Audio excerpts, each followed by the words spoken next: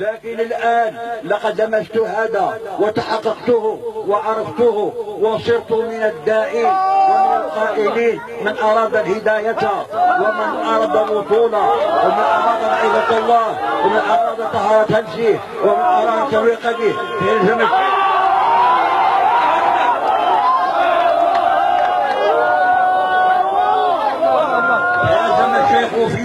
في طريقته ويلزم الشيخ في تحيته في صحبته ويخلص في معاملته، فإنه الرجل الذي الآن أمامنا الوحيد الذي يدعو إلى الله على مصدره.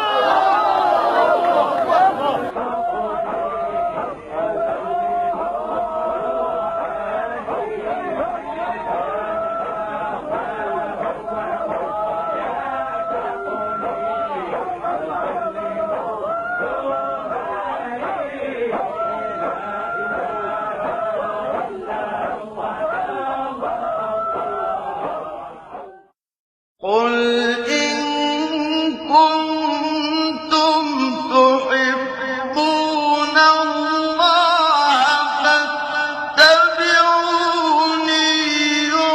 يحببكم الله ويغفر لكم ذنوبكم والله غفور رحيم.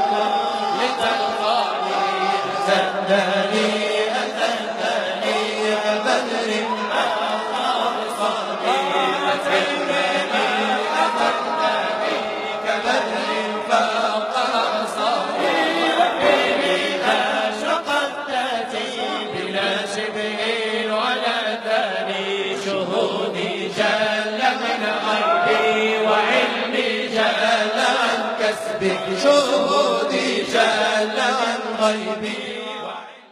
لقد كان لكم في رسول الله أسوة حسنة لمن كان يرجو الله واليوم الآخر وذكر الله كثيرا. بالتهديد ولا بالتحدي المتعلق بانتشار الزوايا والأضرحة اللي كتنشر وبلاتي حوايج اللي لا علاقة لها بالدين. كأننا الآن كنقلبوا الآية.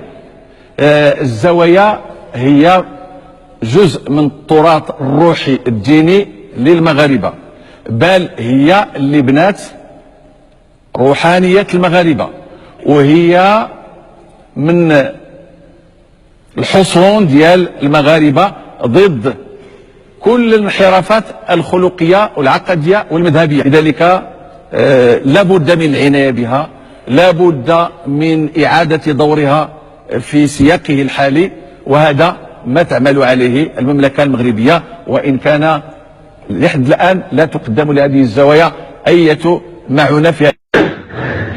جاهدنا ما كنا فوق المستوى، جاهدنا ما كنا فوق المستوى.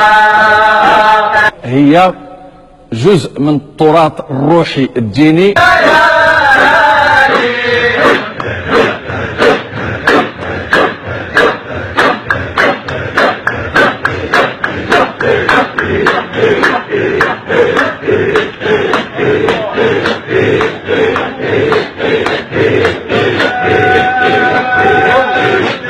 الزوايا هي جزء من التراث الروحي الديني للمغاربة.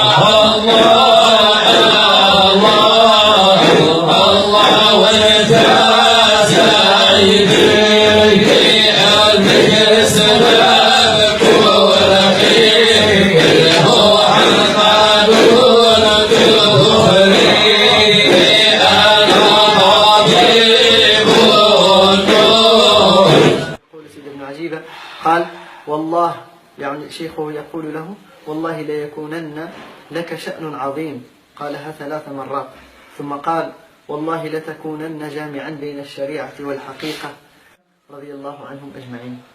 ومن ذلك ما أخبر به سيد عيسى الودراسي قال رأيت في المنام قائلا يقول لي الليلة أعطي سيدي أحمد بن عجيبة رضي الله عنه التصرف في الكون.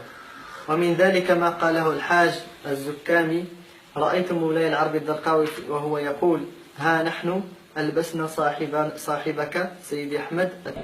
الزوايا هي جزء من التراث الروحي الديني.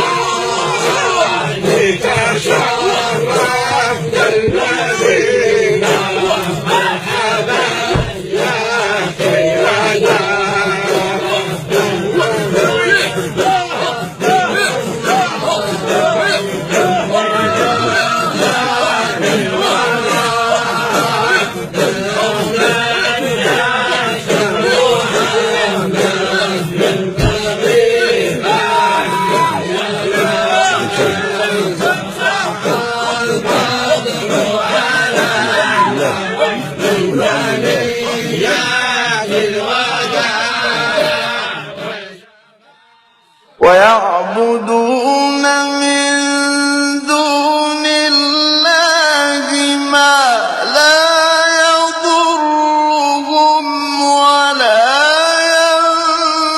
ينفعهم ويقولون هؤلاء شفعاؤنا عند الله.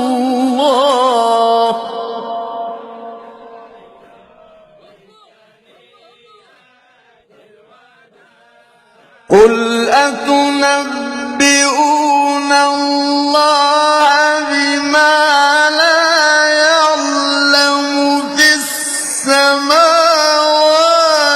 ولا في الأرض.